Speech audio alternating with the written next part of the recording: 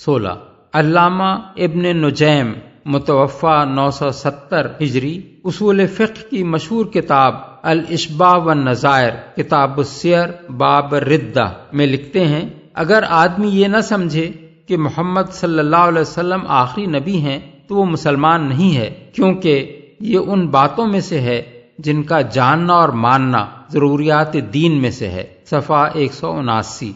17۔ ملا علی قاری متوفا سن 1016 ہجری شرح فقہ اکبر میں لکھتے ہیں، ہمارے نبی صلی اللہ علیہ وسلم کے بعد نبوت کا دعویٰ کرنا بالاجماع کفر ہے۔ صفحہ 202۔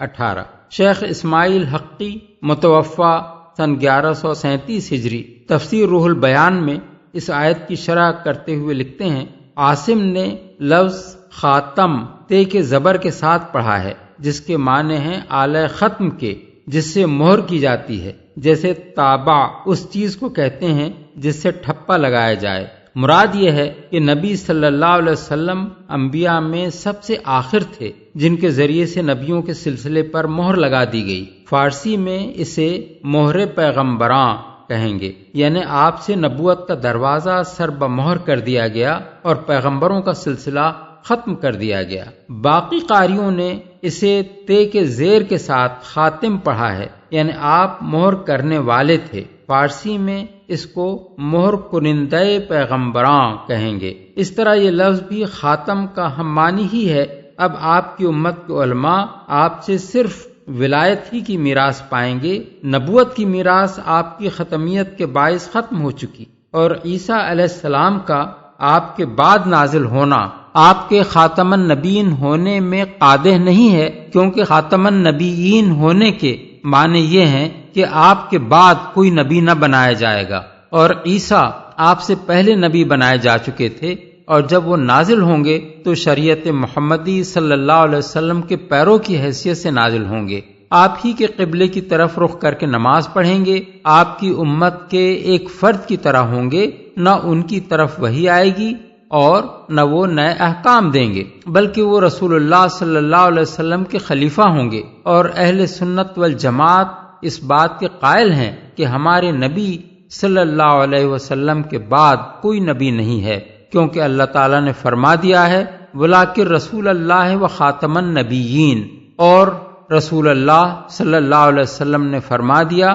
لا نبی بعدی۔ اب جو کوئی کہے کہ ہمارے نبی صلی اللہ علیہ وسلم کے بعد کوئی نبی ہے تو اس کو کافر قرار دیا جائے گا، کیونکہ اس نے نص کا انکار کیا، اور اسی طرح اس شخص کی بھی تکفیر کی جائے گی جو اس میں شک کرے، کیونکہ حجت نے حق کو باطل سے ممیز کر دیا ہے، اور جو شخص محمد صلی اللہ علیہ وسلم کے بعد نبوت کا دعویٰ کرے اس کا دعویٰ باطل کے سوا کچھ اور ہو ہی نہیں سکتا۔ جلد 22 صفحہ 188۔ 19۔ فتاوی عالمگیری، جسے 12ویں صدی ہجری میں اورنگزیب عالمگیر کے حکم سے ہندوستان کے بہت سے اکابر علماء نے مرتب کیا تھا، اس میں لکھا ہے اگر آدمی یہ نہ سمجھے کہ محمد صلی اللہ علیہ وسلم آخری نبی ہیں تو وہ مسلم نہیں ہے، اور اگر وہ کہے کہ میں اللہ کا رسول ہوں یا میں پیغمبر ہوں تو اس کی تکفیر کی جائے گی۔ جلد 2 صفحہ 263۔ 20۔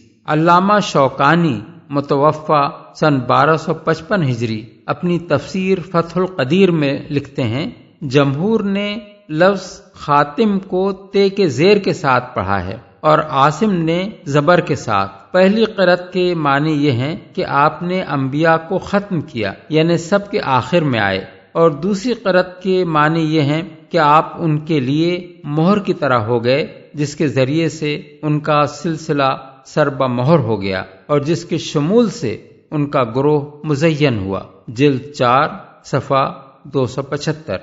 21۔ علامہ آلوسی متوفا 1270 ہجری تفسیر روح المعانی میں لکھتے ہیں، نبی کا لفظ رسول کی بنسبت عام ہے، لہذا رسول اللہ صلی اللہ علیہ وسلم کے خاتم النبیین ہونے سے خود بخود لازم آتا ہے کہ آپ خاتم المرسلین بھی ہوں، اور آپ کے خاتم انبیاء و رسل ہونے سے مراد یہ ہے کہ اس دنیا میں وصف نبوت سے آپ کے متصف ہونے کے بعد اب جن و انس میں سے ہر ایک کے لیے نبوت کا وصف منقطع ہو گیا۔ بحوالہ جلد 22 صفحہ 32۔ رسول اللہ صلی اللہ علیہ وسلم کے بعد جو شخص وحی نبوت کا مدعی ہو اسے کافر قرار دیا جائے گا۔ اس امر میں مسلمانوں کے درمیان کوئی اختلاف نہیں ہے۔ بحوالہ جلد 22 صفحہ 38۔ رسول اللہ صلی اللہ علیہ وسلم کا خاتم النبیین ہونا ایک ایسی بات ہے جسے کتاب اللہ نے صاف صاف بیان کیا، سنت نے واضح طور پر اس کی تصریح کی اور امت نے اس پر اجماع کیا، لہذا جو اس کے خلاف کوئی دعویٰ کرے اسے کافر قرار دیا جائے گا۔ جلد 22 صفحہ 39۔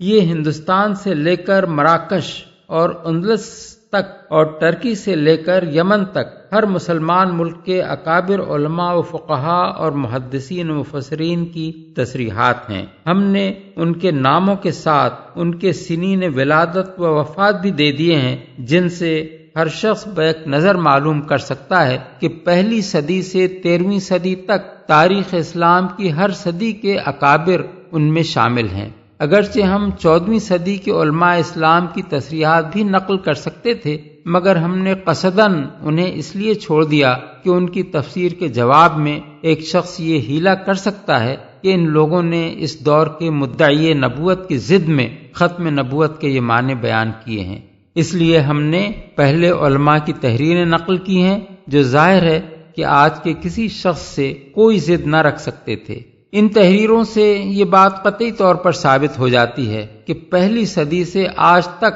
پوری دنیا اسلام متفقہ طور پر خاتم النبیین کے معنی آخری نبی ہی سمجھتی رہی ہے۔ حضور کے بعد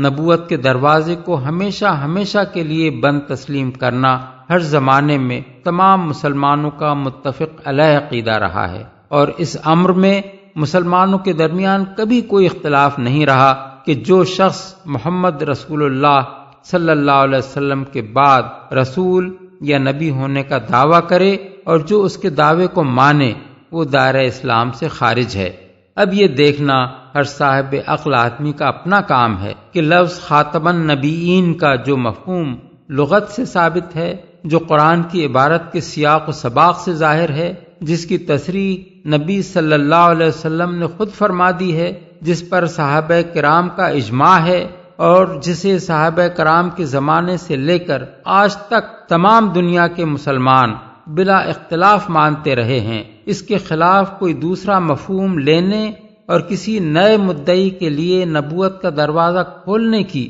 کیا گنجائش باقی رہ جاتی ہے؟ اور ایسے لوگوں کو کیسے مسلمان تسلیم کیا جا سکتا ہے جنہوں نے باب نبوت کے مفتوح ہونے کا محض خیال ہی ظاہر نہیں کیا ہے، بلکہ اس دروازے سے ایک صاحب حریم نبوت میں داخل بھی ہو گئے ہیں اور یہ لوگ ان کی نبوت پر ایمان بھی لے آئے ہیں۔ اس سلسلے میں 3 باتیں اور قابل غور ہیں۔ کیا اللہ کو ہمارے ایمان سے کوئی دشمنی ہے؟ پہلی بات یہ ہے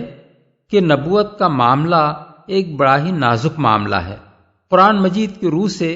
یہ اسلام کے ان بنیادی عقائد میں سے ہے جن کے ماننے یا نہ ماننے پر آدمی کے کفر و ایمان کا انحصار ہے۔ ایک شخص نبی ہو اور آدمی اس کو نہ مانے تو کافر، اور وہ نبی نہ ہو اور آدمی اس کو مان لے تو کافر۔ ایسے ایک نازک معاملے میں تو اللہ تعالیٰ سے کسی بے احتیاطی کی بدرجہ اولا توقع نہیں کی جا سکتی۔ اگر محمد صلی اللہ علیہ وسلم کے بعد کوئی نبی آنے والا ہوتا تو اللہ تعالیٰ خود قرآن میں صاف صاف اس کی تصریح فرماتا، رسول اللہ صلی اللہ علیہ وسلم کے ذریعے سے اس کا کھلا کھلا اعلان کراتا، اور حضور دنیا سے کبھی تشریف نہ لے جاتے جب تک اپنی امت کو اچھی طرح خبردار نہ کر دیتے کہ میرے بعد بھی انبیاء آئیں گے اور تمہیں ان کو ماننا ہوگا۔ آخر اللہ اور اس کے رسول کو ہمارے دین و ایمان سے کیا دشمنی تھی کہ حضور کے بعد نبوت کا دروازہ تو کھلا ہوتا اور کوئی نبی آنے والا بھی ہوتا جس پر ایمان لائے بغیر ہم مسلمان نہ ہو سکتے، مگر ہم کو نہ صرف یہ کہ اس سے بے خبر رکھا جاتا بلکہ اس کے برعکس اللہ اور اس کا رسول دونوں ایسی باتیں فرما دیتے جن سے 1300 برس تک ساری امت یہی سمجھتی رہی اور آج بھی سمجھ رہی ہے کہ حضور کے بعد کوئی نبی آنے والا نہیں ہے۔ اب اگر بفرض محال نبوت کا دروازہ واقعی کھلا بھی ہو اور کوئی نبی آ بھی جائے تو ہم بے خوف و خطر اس کا انکار کر دیں گے۔ خطرہ ہو سکتا ہے تو اللہ تعالیٰ کی باز پرسی کا تو ہو سکتا ہے، وہ قیامت کے روز ہم سے پوچھے گا تو ہم یہ سارا ریکارڈ برسر عدالت لا کر رکھ دیں گے، جس سے ثابت ہو جائے گا کہ معاذ اللہ اس کفر کے خطرے میں تو اللہ کی کتاب اور اس کے رسول کی سنت ہی نے ہمیں ڈالا تھا۔ ہمیں قطعاً کوئی اندیشہ نہیں ہے کہ اس ریکارڈ کو دیکھ کر بھی اللہ تعالی ہمیں کسی نئے نبی پر ایمان نہ لانے کی سزا دے ڈالے گا۔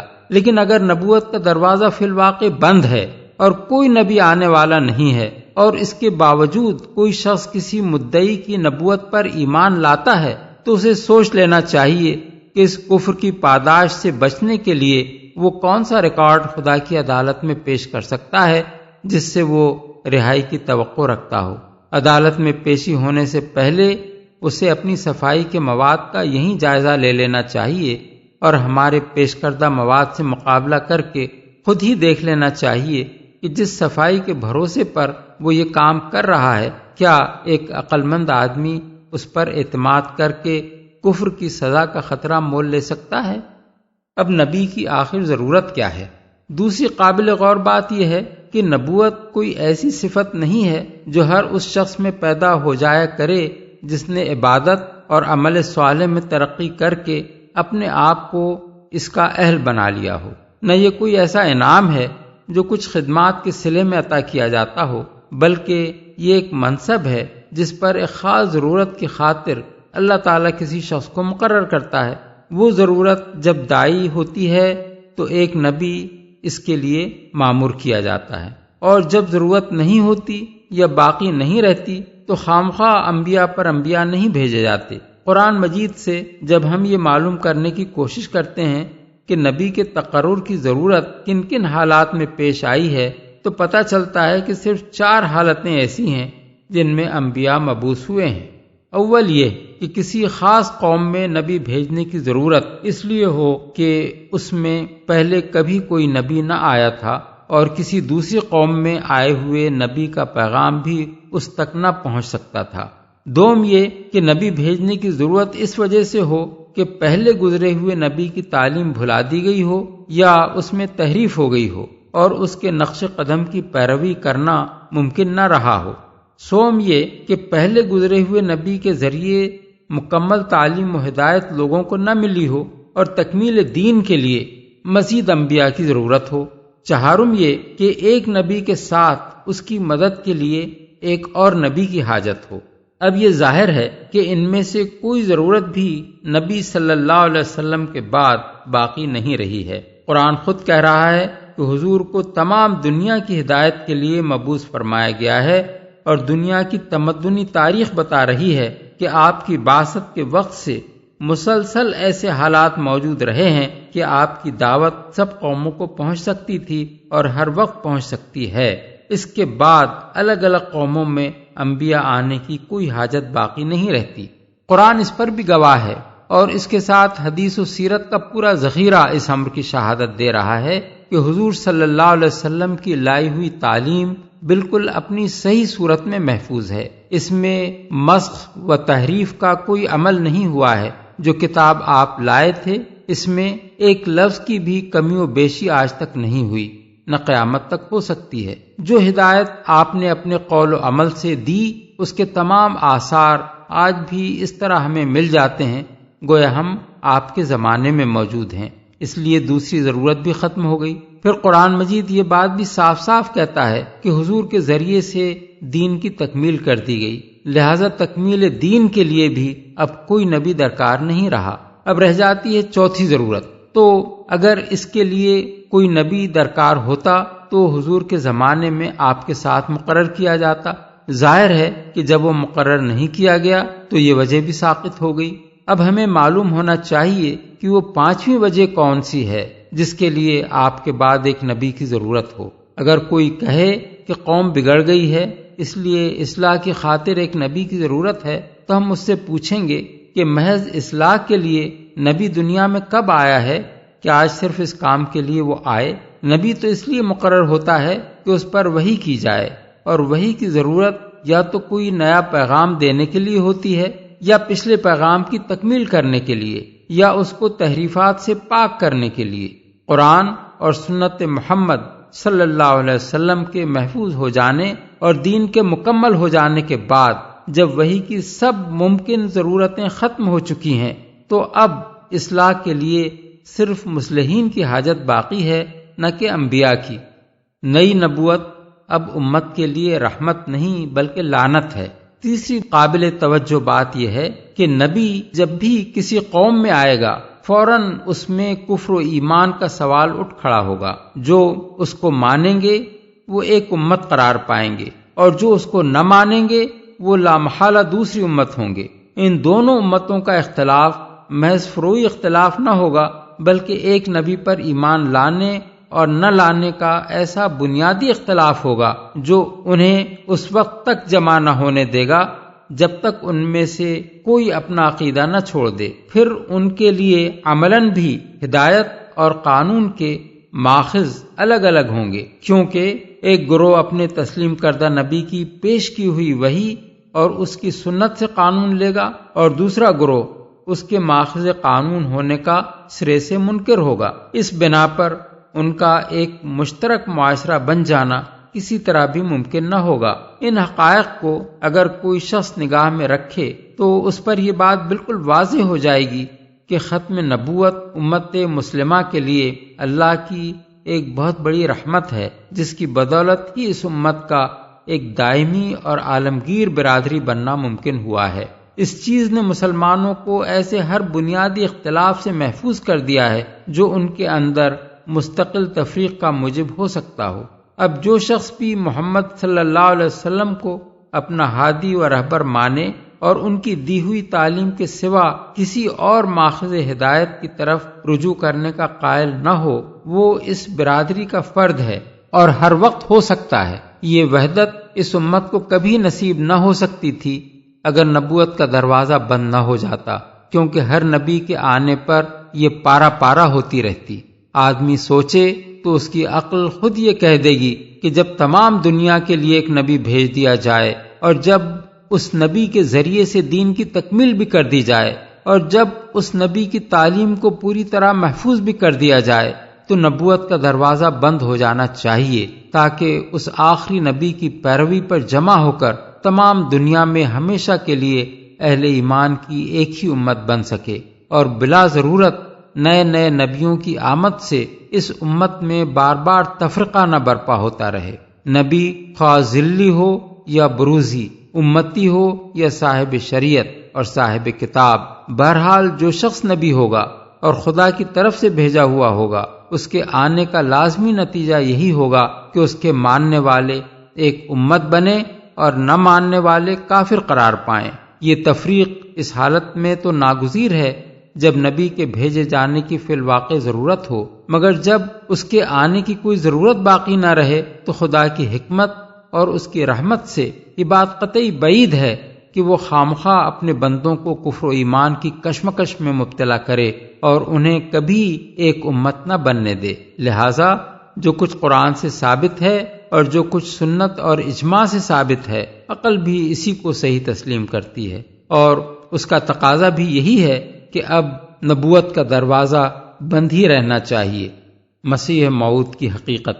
نئی نبوت کی طرف بلانے والے حضرات عام طور پر ناواقف مسلمانوں سے کہتے ہیں کہ احادیث میں مسیح موعود کے آنے کی خبر دی گئی ہے، اور مسیح نبی تھے، اس لیے ان کے آنے سے ختم نبوت میں کوئی خرابی واقع نہیں ہوتی، بلکہ ختم نبوت بھی برحق اور اس کے باوجود مسیح موعود کا آنا بھی برحق۔ اسی سلسلے میں وہ یہ بھی کہتے ہیں کہ مسیح موعود سے مراد عیسیٰ ابن مریم نہیں ہے، ان کا تو انتقال ہو چکا۔ اب جس کے آنے کی خبر احادیث میں دی گئی ہے وہ مسیح یعنی حضرت عیسیٰ کے مانند ایک مسیح ہے، اور وہ فلاں شخص ہے جو آ چکا ہے۔ اس کا ماننا عقیدہ ختم نبوت کے خلاف نہیں ہے۔ اس فریب کا پردہ چاک کرنے کے لیے ہم یہاں پورے حوالوں کے ساتھ وہ مستند روایات نقل کیے دیتے ہیں جو اس مسئلے کے متعلق حدیث کی معتبر ترین کتابوں میں پائی جاتی ہیں۔ ان احادیث کو دیکھ کر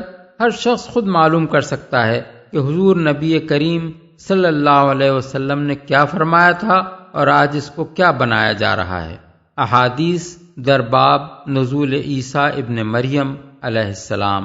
1 عن ابی ہریرہ قال قال رسول اللہ صلی اللہ علیہ وسلم والذی نفسی بیدہ لیوشکن ان ینزل فیکم ابن مریم حکما عدلا فیکسر الصلیب ویقتل الخنزیر ویضع الحرب ويفيض المال حتى لا يقبله أحد حتى تكون السجدة الواحدة خيرا من الدنيا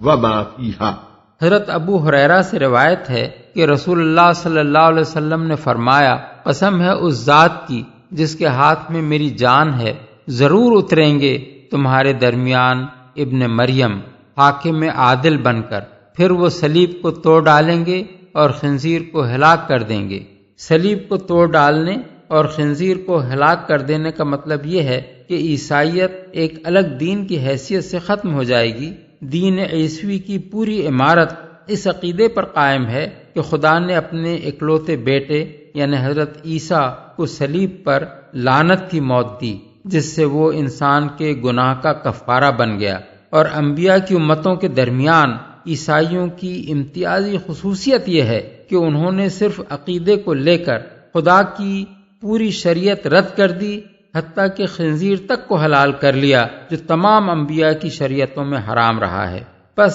جب حضرت عیسیٰ علیہ السلام آ کر خود اعلان کر دیں گے کہ نہ میں خدا کا بیٹا ہوں، نہ میں نے صلیب پر جان دی، نہ میں کسی کے گناہ کا کفارہ بنا، تو عیسائی عقیدے کے لیے سرے سے کوئی بنیاد ہی باقی نہ رہے گی۔ اسی طرح جب وہ بتائیں گے کہ میں نے تو نہ اپنے پیرووں کے لیے سور کو حلال کیا تھا اور نہ ان کو شریعت کی پابندی سے آزاد ٹھہرایا تھا، تو عیسائیت کی دوسری امتیازی خصوصیت کا بھی خاتمہ ہو جائے گا اور جنگ کا خاتمہ کر دیں گے۔ دوسری روایت میں حرب کے بجائے جزیہ کا لفظ ہے، یعنی جزیہ ختم کر دیں گے۔ دوسرے الفاظ میں اس کا مطلب یہ ہے کہ اس وقت ملتوں کے اختلافات ختم ہو کر سب لوگ ایک ملت اسلام میں شامل ہو جائیں گے، اور اس طرح نہ جنگ ہوگی اور نہ کسی پر جزیہ عائد کیا جائے گا۔ اسی بات پر آگے حدیث نمبر 5 اور 15 دلالت کر رہی ہیں۔ اور مال کی وہ کثرت ہوگی کہ اس کا قبول کرنے والا کوئی نہ رہے گا، اور حالت یہ ہو جائے گی کہ لوگوں کے نزدیک خدا کے حضور ایک سجدہ کر لینا دنیا و مافیہا سے بہتر ہوگا۔ بحوالہ بخاری کتاب احادیث الانبیاء باب نزول عیسیٰ ابن مریم، مسلم باب بیان نزول عیسیٰ، ترمذی ابواب الفتن باب فی نزول عیسیٰ، مسند احمد مرویات ابو ہریرہ۔ 2 ایک اور روایت حضرت ابو ہریرہ سے ان الفاظ میں ہے، لا تقوم الساعة حتى ينزل عيسى ابن مریم، یعنی قیامت قائم نہ ہوگی جب تک نازل نہ ہو لیں عیسیٰ ابن مریم۔ اور اس کے بعد وہی مضمون ہے جو اوپر کی حدیث میں بیان ہوا ہے۔ بحوالہ بخاری کتاب المظالم باب کسر الصلیب، ابن ماجہ کتاب الفتن باب فتنة الدجال۔ 3 عن ابی ہریرہ ان رسول اللہ صلی اللہ علیہ وسلم قال کیف انتم اذا نزل ابن مریم فیکم وامامکم منکم۔ حضرت ابو ہریرہ سے روایت ہے کہ رسول اللہ صلی اللہ علیہ وسلم نے فرمایا، کیسے ہوگے تم جبکہ تمہارے درمیان ابن مریم اتریں گے اور تمہارا امام اس وقت خود تم میں سے ہوگا، یعنی نماز میں حضرت عیسیٰ امامت نہیں کرائیں گے بلکہ مسلمانوں کا جو امام پہلے سے ہوگا اسی کے پیچھے وہ نماز پڑھیں گے۔ بحوالہ بخاری کتاب احادیث الانبیاء باب نزول عیسیٰ، مسلم بیان نزول عیسیٰ، مسند احمد مرویات ابی ہریرہ۔ 4 عن ابی ہریرہ ان رسول اللہ صلی اللہ علیہ وسلم قال ينزل عیسی بن مریم فيقتل الخنزير ويمحو الصليب وتجمع له الصلاة ويعطي المال حتى لا يقبل ويدع الخراج وينزل الروحاء فيحج منها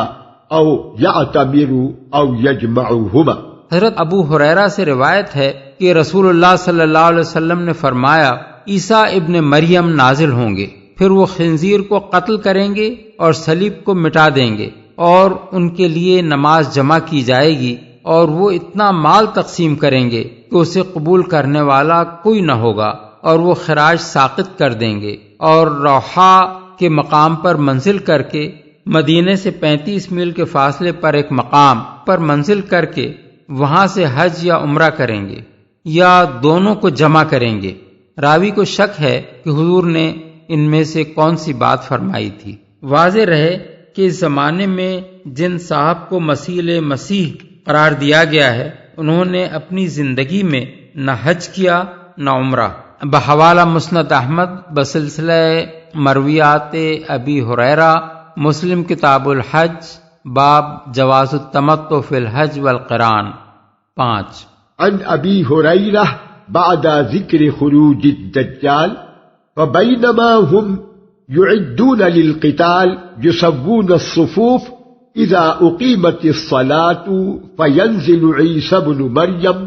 فأمهم فإذا رآه عدو الله يذوب كما يذوب الملح في الماء فلو تركه لانذاب حتى يهلك ولكن يقتله الله بيده فيريهم دمه في حربته۔ حضرت ابو ہریرہ سے روایت ہے، دجال کے خروج کا ذکر کرنے کے بعد حضور نے فرمایا، اس اثناء میں کہ مسلمان اس سے لڑنے کی تیاری کر رہے ہوں گے، صفیں باندھ رہے ہوں گے، اور نماز کے لیے تکبیر اقامت کہی جا چکی ہوگی کہ عیسیٰ ابن مریم نازل ہو جائیں گے اور نماز میں مسلمانوں کی امامت کریں گے، اور اللہ کا دشمن یعنی دجال ان کو دیکھتے ہی اس طرح گھلنے لگے گا جیسے نمک پانی میں گھلتا ہے۔ اگر عیسیٰ علیہ السلام اس کو اس کے حال ہی پر چھوڑ دیں تو وہ آپ ہی گھل کر مر جائے، مگر اللہ اس کو ان کے ہاتھ سے قتل کرائے گا، اور وہ اپنے نیزے میں اس کا خون مسلمانوں کو دکھائیں گے۔ بحوالہ مشکات کتاب الفتن، باب الملاحم، بحوالہ مسلم۔ 6 عن ابی ہریرہ ان النبی صلی اللہ علیہ وسلم قال ليس بيني وبينه نبي يعني عيسى وإنه نازل فإذا رأيتموه فاعرفوه رجل مربوع إلى الحمرة والبياض بين ممصرتين كأن رأسه يقطر وإن لم يصبه بلل فيقاتل الناس على الإسلام ويدق الصليب ويقتل الخنزير ويضع الجزية وَيُهْلِكُ اللَّهُ فِي زَمَانِهِ الْمِلَلَ كُلَّهَا إِلَّا الْإِسْلَامَ وَيُهْلِكُ الْمَسِيحَ الدَّجَّالَ فَيَمْكُثُ فِي الْأَرْضِ 40 سَنَةً ثُمَّ يُتَوَفَّى وَيُصَلِّي عَلَيْهِ الْمُسْلِمُونَ۔ ابو ہریرہ سے روایت ہے کہ نبی صلی اللہ علیہ وسلم نے فرمایا، میرے اور ان یعنی عیسیٰ علیہ السلام کے درمیان کوئی نبی نہیں ہے، اور یہ کہ وہ اترنے والے ہیں، پس جب تم ان کو دیکھو تو پہچان لینا، وہ ایک میانہ قد آدمی ہیں، رنگ مائل بسرخی و سپیدی ہے، 2 زرد رنگ کے کپڑے پہنے ہوئے ہوں گے، ان کے سر کے بال ایسے ہوں گے گویا اب ان سے پانی ٹپکنے والا ہے، حالانکہ وہ بھیگے ہوئے نہ ہوں گے۔ وہ اسلام پر لوگوں سے جنگ کریں گے، صلیب کو پاش پاش کر دیں گے، خنزیر کو قتل کر دیں گے، جزیہ ختم کر دیں گے، اور اللہ ان کے زمانے میں اسلام کے سوا تمام ملتوں کو مٹا دے گا، اور وہ مسیح دجال کو ہلاک کر دیں گے، اور زمین میں وہ 40 سال ٹھہریں گے، پھر ان کا انتقال ہو جائے گا، اور مسلمان ان کی نماز جنازہ پڑھیں گے۔ بحوالہ ابو داؤد کتاب الملاحم، باب خروج الدجال، مسند احمد، مرویات ابو ہریرہ۔ 7 عن جابر بن عبد الله قال سمعت رسول الله صلى الله عليه وسلم فينزل عيسى بن مريم صلى الله عليه وسلم فيقول أميرهم تعال فصل فيقول لا إن بعضكم على بعض أمراء تكريمة الله هذه الأمة۔ حضرت جابر بن عبداللہ کہتے ہیں کہ میں نے رسول اللہ صلی اللہ علیہ وسلم سے سنا کہ پھر عیسیٰ ابن مریم نازل ہوں گے، مسلمانوں کا امیر ان سے کہے گا کہ آئیے آپ نماز پڑھائیے، مگر وہ کہیں گے کہ نہیں، تم لوگ خود ہی ایک دوسرے کے امیر ہو، یعنی تمہارا امیر خود تم ہی میں سے ہونا چاہیے۔ یہ وہ اس عزت کا لحاظ کرتے ہوئے کہیں گے جو اللہ نے اس امت کو دی ہے۔ بحوالہ مسلم بیان نزول عیسیٰ ابن مریم، مسند احمد بسلسلہ مرویات جابر بن عبداللہ 8۔ عن جابر بن عبد الله في قصة ابن صياد فقال عمر بن الخطاب ائذن لي فأقتله يا رسول الله، فقال رسول الله صلى الله عليه وسلم إن يكن هو فلست صاحبه، إنما صاحبه عيسى بن مريم عليه الصلاة والسلام، وإن لا يكن فليس لك أن تقتل رجلا من أهل العهد۔ جابر بن عبداللہ قصہ ابن سیاد کے سلسلے میں روایت کرتے ہیں کہ پھر عمر بن خطاب نے عرض کیا، یا رسول اللہ، مجھے اجازت دیجئے کہ میں اسے قتل کر دوں۔ اس پر رسول اللہ صلی اللہ علیہ وسلم نے فرمایا کہ اگر یہ وہی شخص یعنی دجال ہے تو اس کے قتل کرنے والے تم نہیں ہو، بلکہ اسے تو عیسیٰ ابن مریم ہی قتل کریں گے، اور اگر یہ وہ شخص نہیں ہے تو تمہیں اہل عہد یعنی ذمیوں میں سے ایک آدمی کو قتل کر دینے کا کوئی حق نہیں ہے۔ بحوالہ مشکات کتاب الفتن باب قصہ ابن سیاد، بحوالہ شرح السنہ بغوی 9۔ عن جابر بن عبد الله في قصة الدجال فإذا هم بعيسى بن مريم عليه السلام فتقام الصلاة فيقال له تقدم يا روح الله، فيقول ليتقدم إمامكم فليصلي بكم، فإذا صلى صلاة الصبح خرجوا إليه، قال فحين يرى الكذاب ينماث كما ينماث الملح في الماء فيمشي إليه فيقتله، حتى إن الشجر والحجر ينادي يا روح الله هذا اليهودي، فلا يترك ممن كان يتبعه أحدا إلا قتله۔ جابر بن عبداللہ سے روایت ہے کہ دجال کا قصہ بیان کرتے ہوئے نبی صلی اللہ علیہ وسلم نے فرمایا، اس وقت یکایک عیسیٰ ابن مریم علیہ السلام مسلمانوں کے درمیان آ جائیں گے، پھر نماز کھڑی ہوگی اور ان سے کہا جائے گا کہ اے روح اللہ آگے بڑھیے، مگر وہ کہیں گے کہ نہیں، تمہارے امام ہی کو آگے بڑھنا چاہیے، وہی نماز پڑھائے۔ پھر صبح کی نماز سے فارغ ہو کر مسلمان دجال کے مقابلے پر نکلیں گے۔ فرمایا جب وہ کذاب حضرت عیسیٰ کو دیکھے گا تو گھلنے لگے گا جیسے نمک پانی میں گھلتا ہے، پھر وہ اس کی طرف بڑھیں گے اور اسے قتل کر دیں گے، اور حالت یہ ہوگی کہ درخت اور پتھر پکار اٹھیں گے کہ اے روح اللہ، یہ یہودی میرے پیچھے چھپا ہوا ہے۔ دجال کے پیرووں میں سے کوئی نہ بچے گا جسے وہ یعنی عیسیٰ علیہ السلام قتل نہ کر دیں۔ بحوالہ مسند احمد بسلسلہ روایات جابر بن عبداللہ 10۔ عن النباس بن سمعان في قصة الدجال فبينما هو كذلك إذ بعث الله المسيح ابن مريم فينزل عند المنارة البيضاء شرقي دمشق بين مهروزتين واضعا كفيه على أجنحة ملكين، إذا طأطأ رأسه قطر، وإذا رفعه تحدر منه جمان كاللؤلؤ، فلا يحل لكافر يجد ريح نفسه إلا مات، ونفسه ينتهي إلى حيث ينتهي طرفه فيطلبه حتى يدركه بباب لد فيقتله۔ حضرت نواس بن سمعان کلابی قصہ دجال بیان کرتے ہوئے روایت کرتے ہیں، اس اثنا میں کہ دجال یہ کچھ کر رہا ہوگا، اللہ تعالیٰ مسیح ابن مریم کو بھیج دے گا، اور وہ دمشق کے مشرقی حصے میں سفید مینار کے پاس زرد رنگ کے 2 کپڑے پہنے ہوئے 2 فرشتوں کے بازوؤں پر اپنے ہاتھ رکھے ہوئے اتریں گے۔ جب وہ سر جھکائیں گے تو ایسا محسوس ہوگا کہ قطرے ٹپک رہے ہیں، اور جب سر اٹھائیں گے تو موتی کی طرح قطرے ڈھلکتے نظر آئیں گے۔ ان کے سانس کی ہوا جس کافر تک پہنچے گی اور وہ ان کی حد نظر تک جائے گی، وہ زندہ نہ بچے گا۔ پھر ابن مریم دجال کا پیچھا کریں گے، اور لد، واضح رہے کہ لد یعنی لڈا فلسطین میں ریاست اسرائیل کے دارالسلطنت تل ابیب سے چند میل کے فاصلے پر واقع ہے، اور یہودیوں نے وہاں بہت بڑا ہوائی اڈہ بنا رکھا ہے۔ لد کے دروازے پر اسے جا پکڑیں گے اور قتل کر دیں گے۔ بحوالہ مسلم، ذکر الدجال، ابو داود کتاب الملاحم باب خروج الدجال، ترمذی ابواب الفتن باب فی فتنۃ الدجال، ابن ماجہ کتاب الفتن باب فتنۃ الدجال۔ 11 عن عبد الله بن عمرو قال قال رسول الله صلى الله عليه وسلم يخرج الدجال في أمتي فيمكث 40 لا أدري 40 يوما أو 40 شهرا أو 40 عاما فيبعث الله عيسى بن مريم كأنه عربة بن مسعود فيطلبه فيهلكه ثم يمكث الناس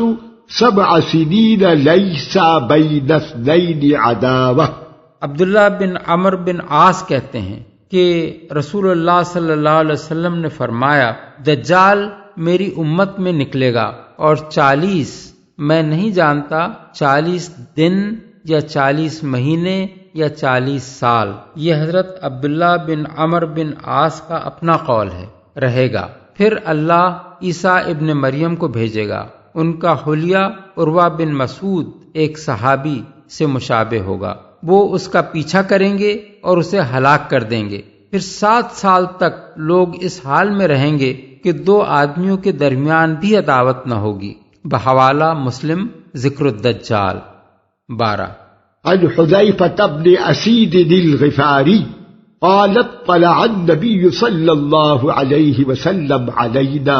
ونحن نتذاكر فقال ما تذكرون؟ قالوا نذكر الساعة قال إنها لن تقوم حتى ترون قبلها 10 آيات فذكر الدخان والدجال والدابة وطلوع الشمس من مغربها ونزول عيسى بن مريم ويأجوج ومأجوج و3 خسوف، خسف بالمشرق وخسف بالمغرب وخسف بجزيرة العرب وآخر ذلك نار تخرج من اليمن تطرد الناس إلى محشرهم۔ حذیفہ بن اسید الغفاری کہتے ہیں کہ ایک مرتبہ نبی صلی اللہ علیہ وسلم ہماری مجلس میں تشریف لائے اور ہم آپس میں بات چیت کر رہے تھے۔ آپ نے پوچھا کیا بات ہو رہی ہے؟ لوگوں نے عرض کیا ہم قیامت کا ذکر کر رہے تھے۔ فرمایا وہ ہرگز قائم نہ ہوگی جب تک اس سے پہلے 10 نشانیاں ظاہر نہ ہو جائیں۔ پھر آپ نے وہ 10 نشانیاں یہ بتائیں: 1 دھواں، 2 دجال، 3 دابۃ الارض، 4 سورج کا مغرب سے طلوع ہونا، 5 عیسیٰ ابن مریم کا نزول، 6 یاجوج و ماجوج، 7 3 بڑے خسف یعنی زمین دھس جانا، لینڈ سلائیڈ، ایک مشرق میں، 8 دوسرا مغرب میں، 9 تیسرا جزیرۃ العرب میں، 10 سب سے آخر میں ایک زبردست آگ جو یمن سے اٹھے گی اور لوگوں کو ہانکتی ہوئی محشر کی طرف لے جائے گی۔ بحوالہ مسلم کتاب الفتن و اشراط الساعہ، ابو داود کتاب الملاحم باب امارات الساعہ۔ 13 عن ثوبان مولى رسول الله صلى الله عليه وسلم عن النبي صلى الله عليه وسلم عصابتان من أمتي أحرزهما الله تعالى من النار، عصابة تغزو الهند وعصابة تكون مع عيسى بن مريم عليه السلام۔ نبی صلی اللہ علیہ وسلم کے آزاد کردہ غلام ثوبان روایت کرتے ہیں کہ حضور نے فرمایا میری امت کے 2 لشکر ایسے ہیں جن کو اللہ نے دوزخ کی آگ سے بچا لیا، ایک وہ لشکر جو ہندوستان پر حملہ کرے گا، دوسرا وہ جو عیسیٰ ابن مریم کے ساتھ ہوگا۔ بحوالہ نسائی کتاب الجہاد، مسند احمد بسلسلہ روایات ثوبان۔ 14 عن مجمع بن جارية قال سمعت رسول الله صلى الله عليه وسلم يقول يقتل ابن مريم الدجال بباب لد۔ مجمع بن جاریہ انصاری کہتے ہیں میں نے رسول اللہ صلی اللہ علیہ وسلم سے سنا ہے کہ ابن مریم دجال کو لد کے دروازے پر قتل کریں گے۔ بحوالہ مسند احمد، ترمذی، ابواب الفتن۔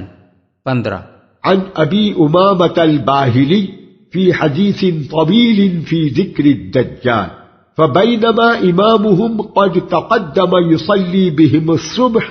إذ نزل عليهم عيسى بن مريم فرجع ذلك الإمام ينكس يمشي قهقرا ليتقدم عيسى فيضع عيسى يده بين كتفيه ثم يقول له تقدم فصل فإنها لك أقيمت فيصلي بهم إمامهم فإذا انصرف قال عيسى عليه السلام افتحوا الباب فيفتح ووراءه الدجال ومعه 70,000 يهودي كلهم ذو سيف محلى وساج فإذا نظر إليه الدجال ذاب كما يذوب الملح في الماء وينطلق هاربا ويقول عيسى إن لي فيك ضربة لن تسبقني بها فيدركه عند باب اللد الشرقي فيهزم الله اليهود وتملأ الأرض من المسلم كما يملأ الإناء من الماء وتكون الكلمة واحدة فلا يعبد إلا الله تعالى۔ ابو امامہ باہلی ایک طویل حدیث میں دجال کا ذکر کرتے ہوئے روایت کرتے ہیں کہ عین اس وقت جب مسلمانوں کا امام صبح کی نماز پڑھانے کے لیے آگے بڑھ چکا ہوگا، عیسیٰ ابن مریم ان پر اتر آئیں گے۔ امام پیچھے پلٹے گا تاکہ عیسیٰ آگے بڑھیں، مگر عیسیٰ اس کے شانوں کے درمیان ہاتھ رکھ کر کہیں گے کہ نہیں، تم ہی نماز پڑھاؤ کیونکہ یہ تمہارے لیے ہی کھڑی ہوئی ہے۔ چنانچہ وہی نماز پڑھائے گا۔ سلام پھیرنے کے بعد عیسیٰ علیہ السلام کہیں گے کہ دروازہ کھولو، چنانچہ وہ کھولا جائے گا۔ باہر دجال 70,000 مسلح یہودیوں کے ساتھ موجود ہوگا۔ جو ہی کہ عیسیٰ علیہ السلام پر اس کی نظر پڑے گی، وہ اس طرح گھلنے لگے گا جیسے نمک پانی میں گھلتا ہے، اور وہ بھاگ نکلے گا۔ عیسیٰ کہیں گے میرے پاس تیرے لیے ایک ایسی ضرب ہے جس سے تو بچ کر نہ جا سکے گا۔ پھر وہ اسے